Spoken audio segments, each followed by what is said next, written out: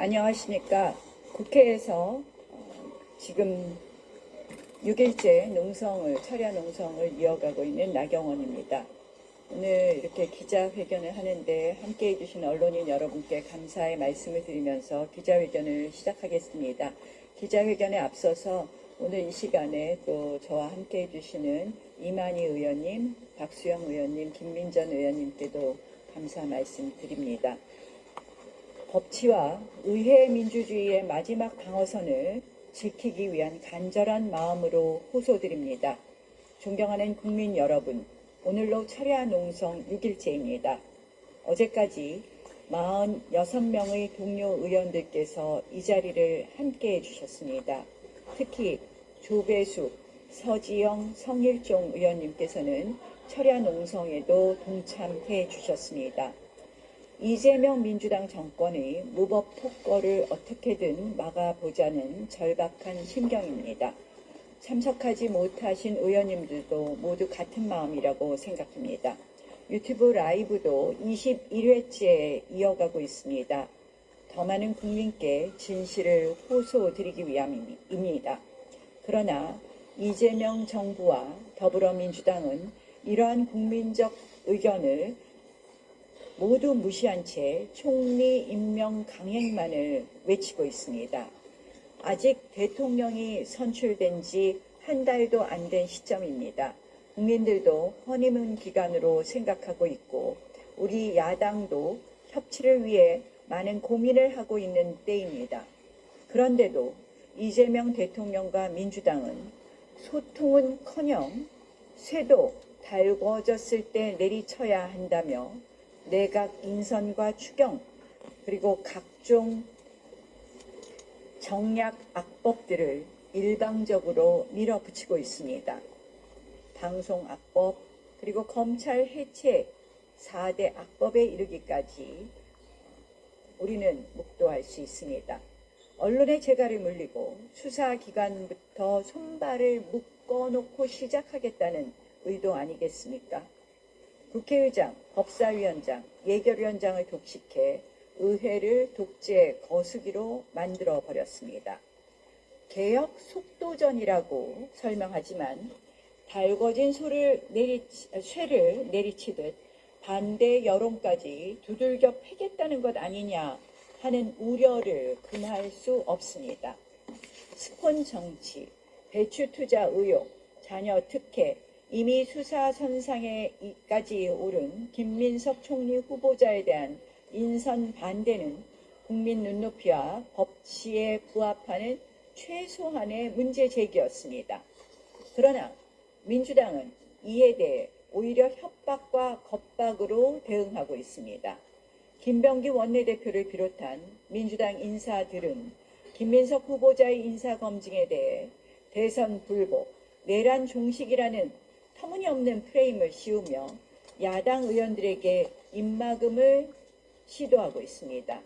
이제는 인사검증 과정에서 제기된 의혹에 대해 허위사실 유포라며 법적 책임을 묻겠다는 발언까지 서슴지 않습니다. 이는 명백한 정치적 협박이며 야당을 향한 폭거입니다. 심지어 대통령의 개인 범죄 재판을 변호한 변호사들을 국정요직에 꽂아 변호사비 대납 보훈 의혹까지 보이고 있습니다.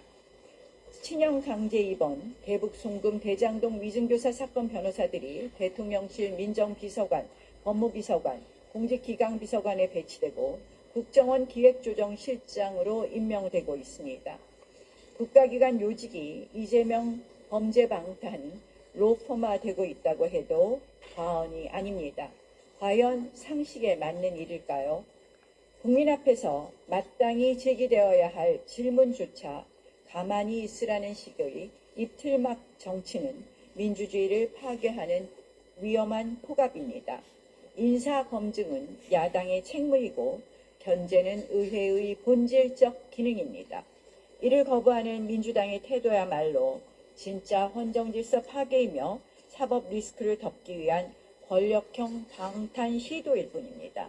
이런 겁박으로 국민들의 시선은 다른 데로 돌려놓고 민주당은 대통령 재판 리스크를 덮기 위해 사법부 장악도 치밀하게 하고 있습니다. 제가 법사위원장을 그들이 꼭 가져야 되는 이유도 바로 이 사법 장악이라는 것을 설명드렸었습니다.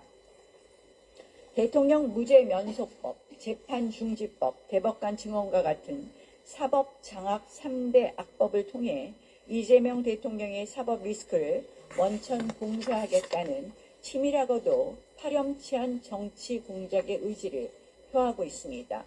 이러한 사법 장악 악법 협박에 어제 열린 전국 법관 대표회의는 권력 앞에서 드러 누워버렸습니다.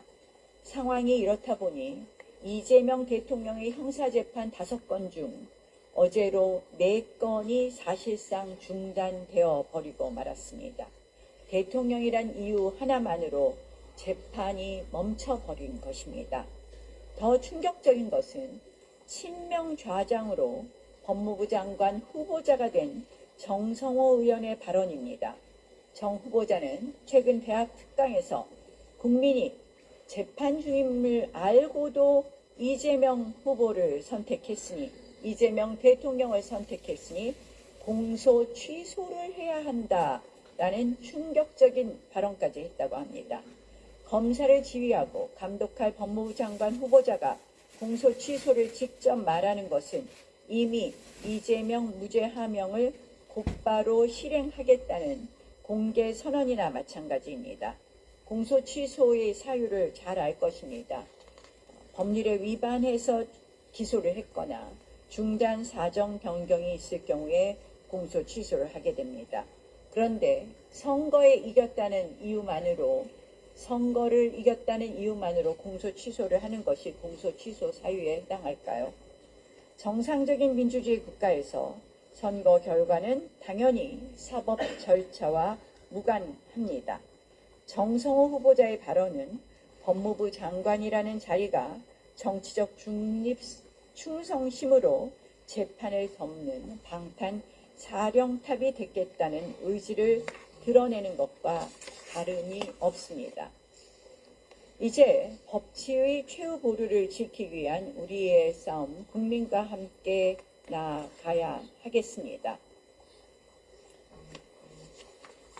보수는 부패로 망하고 진보는 분열로 망한다는 얘기가 있습니다.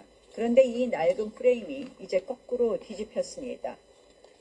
한마디로 인사에 있어서 대통령의 범죄 재판을 막기 위해 방탄 입법을 쏟아내며 이해 충돌, 재산 누락이 판을 치는 진짜 부패 집단이 누구인지 국민께서 이미 보고 계십니다.